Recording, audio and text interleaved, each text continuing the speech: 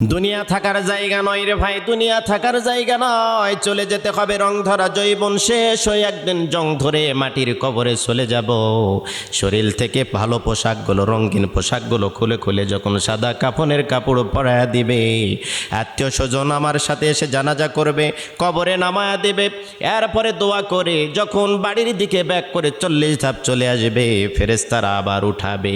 কিন্তু এখানে মৃত্যুর পরে মানুষের 9টি আফসোস করতে থাকবে। মারা যাওয়ার পরে আফসোসগুলো কি একটু শুনতে থাকেন। পৃথিবীটা হলো স্বার্থপর, পৃথিবীটা স্বার্থপর, কেউ কারো না।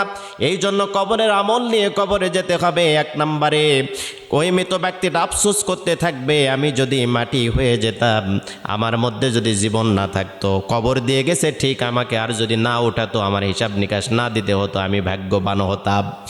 2 নম্বরে ওই মানুষটা আফসোস করতে থাকবে, পরকালের জন্য কিছু যদি করে আসতাম, কিছু ফাতিহ জমা করে আসতাম, যদি আমল করতাম, তাহাজ্জুদ পড়তাম, ফজর পড়তাম, জোহর মাগরিব আসর, এগুলো যদি আমরা বেশি বেশি আমল করতাম, দান খয়রাত করে কিছু ফাতিহ জমা করে আসতাম, আফসোস করে সেই দিন আর কোনো লাভ হবে না, কিন্তু মানুষ আফসোস করবে। 3 নম্বরে আমাকে যদি আমার আমল নামা না দেওয়া হতো, মানুষ আফসোস করে বলবে 3 নম্বরে, আমি পাপ করেছি, অন্যায় করেছি, যাই করেছি, আমার আমল নামা যদি আমার হাতে ধরায় না দেওয়া হতো, লক্ষ লক্ষ কোটি কোটি মানুষের সামনে কিয়ামতের দিনে যদি আমলের এই আমলটা মানুষের সামনে না দেখানো হতো, আমার ইজ্জতটা থাকতো, সম্মান থাকতো। এখন তো আমার ইজ্জত সম্মান সব শেষ হয়ে গেল। এই আফসোস করে কাজ হবে না। 4 নম্বরে যদি ভালো বন্ধু তৈরি করতাম কিয়ামতের ময়দানে, ওই বন্ধুটা আমাকে নামাজের ডাকতো, ভালো কাজের আদেশ দিত, কিন্তু দুনিয়াতে সব ছিল বদ আমলকারী বন্ধু, খারাপ কাজ আমাকে ধাপিত করেছে, অন্যায় করাইছে আমাকে দিয়া। তখন আফসোস করতে থাকবে, আল্লাহ যদি দুনিয়াতে ভালো বন্ধু থাকতো কতই না ভালো হতো।